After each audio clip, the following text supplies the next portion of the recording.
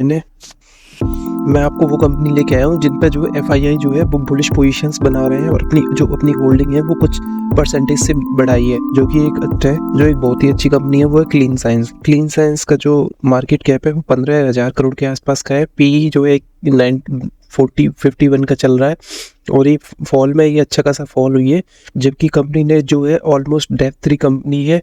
43% का इसने CAGR दिखाया है। ROE और ROCE जो ट्रैक रिकॉर्ड पर अपने है। और इसमें सबसे अच्छी बात ये है इसकी शेयर होल्डिंग्स पे हम चले जाते हैं डायरेक्ट पे।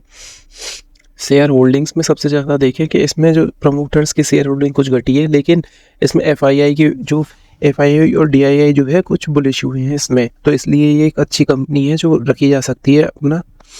और हम देखें इसका जो हाईएस्ट है वो 2600 रुपये गया था इसका प्राइस, और अभी जो है 1400 रुपये पर ट्रेड कर रहा है। और इसका जो PE रेशो है, हम PE रेशो देख के चल रहे हैं तो PE रेशो अभी 140 के आसपास है, क्योंकि प्राइस इसका काफ़ी कम हो चुका है। तो ये एक बहुत ही अच्छी कंपनी है, इसको हम अपने पोर्टफोलियो में रख सकते हैं। फिर उसके बाद है एल्कम लैब जो है ये बहुत ही अच्छी फार्मास्यूटिकल कंपनी है जो 4200 से अभी 3600 पे आई है। और इसमें जो FII है उनकी जो है वो बड़ी है, सेल्स ग्रोथ अच्छी हुई है। और इसके बाद हम देखें FII जो है इसमें बुलिश हुए हैं कुछ। इसमें पिछले क्वार्टर में 4.4% थे, जो कि अब जो है यहाँ पर 5.63% हो चुके हैं। और जो पब्लिक शेयर होल्डिंग है वो भी यहाँ पे घटी है, तो ये भी एक गुड साइन है कि जिसमें शेयर होल्डिंग में अगर यहाँ पर घटे तो हमें ये समझ जाना चाहिए कि वो एक बहुत ही अच्छा अपॉर्चुनिटी के रूप में उसे लेना। हमें यहाँ ध्यान रखना चाहिए कि यहाँ पे जो FII की जो वैल्यू है वो पहले जो है 16.69 थी, जो कि DII की जो कि 16.34 हो चुकी है। और हम यहाँ पर बात करें कि FII की 4.44 थी, जो कि यहाँ पर 5.63 हो चुकी है। और यहाँ पर पब्लिक शेयर होल्डिंग जो है यहाँ पर घटी है। और हमें ये और देख लेना चाहिए, हमें ये देखना चाहिए कि इसमें सबसे अच्छी जो बात है जो मुझे नज़र आ रही है, यहाँ पर देखा जाए कि सेल्स ग्रोथ जो है, जो नेट प्रॉफिट है वो फिलहाल जो है लगभग दोगुने से भी ज़्यादा हो चुका है। यहाँ पर ये देखिए 1500 करोड़ रुपए का था और यहाँ पर जो है 433 करोड़ रुपए का था। और हम देखें 2020 के बाद में 2020 में अचानक से काफ़ी बढ़ोतरी भी देखी गई है और 1200 करोड़ से 1500 करोड़ पहुंच चुका है, जबकि सेल्स जो है वो भी एक अच्छा ऑपरेटिंग मार्जिन पे वो भी एक अच्छा सेल्स ग्रोथ दिखाया है इसने। डिविडेंड पे आउट भी अच्छा है, तो ये सबसे अच्छी कंपनी है एल्कम लैब, जो कि एक फार्मास्यूटिकल कंपनी है, एक स्मॉल कैप सुपरस्टार मैं बोलता हूँ इनको। डेप्थ रिडक्शन हुआ है इसमें और इसकी जो इंट्रिंसिक वैल्यू है वो भी काफ़ी हाई निकल के आती है।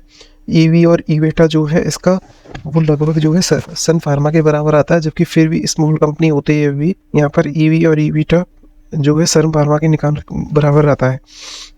अगर आप इनमें से कुछ टर्म को नहीं जानते हैं तो मैं आपको इन टर्म्स को दोबारा से कहीं पे समझा दूंगा।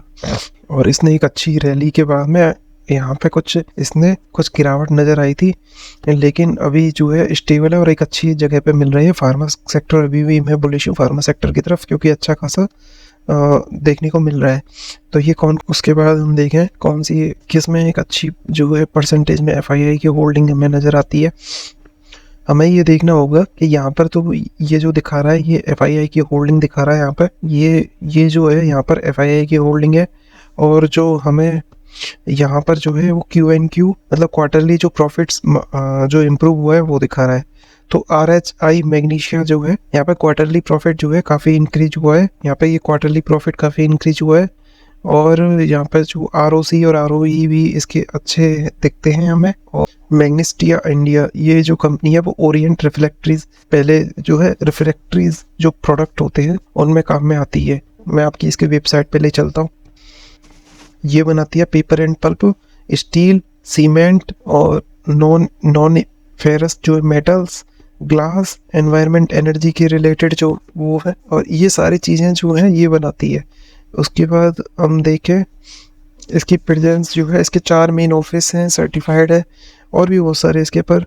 इसकी वैल्यूशंस बहुत हाई लग रही हैं मुझे, तो अपना ड्यू डिलीजेंस कर लें। यहाँ पे कंपनी जो एक्सपेक्ट कर रही है कि अच्छी ग्रोथ आने की संभावना है पर, और यहाँ पर जो प्रॉफिट मार्जिन है बढ़ गया है और यहाँ पर जो है ये पिछले जो मार्च में थी वो यहाँ पर नेगेटिव में दिखाई दी है। हम देखें यहाँ पर देखने वाली बात जो इम्पोर्टेंट मुझे नज़र आ रही है वो देखिए यहाँ पर इस वाले पोर्शन में हम नज़र आते हैं। हमने देखा है कि इस वाले पोर्शन में सबसे पहले देखो प्रमोटर्स की 5% हिस्सेदारी घटी है, लेकिन देखो अब TII ने यहाँ पर अपनी पोजीशंस जो है वो डबल कर दी हैं और जो यहाँ पर पब्लिक की शेयर होल्डिंग है वो यहाँ पर गिरी है और DII की पोजीशन जो है वो बढ़ी है। तो RH मैग्नीशिया एक बुलिश बाई जोन में है और ये अच्छा काम प्रमोटर्स को देखते हुए ये काफ़ी अच्छी कंपनी है और काफ़ी सही दाम पे हमें मिल रही है, तो ये हमारे पोर्टफोलियो में होनी चाहिए। मैन इंफ्रा एक इंफ्रा कंपनी है, ये मैंने कोविड में जो है 8 रुपये पर देखी थी मैन इंफ्रा, आज ये 152 पे ट्रेड कर रही है। मतलब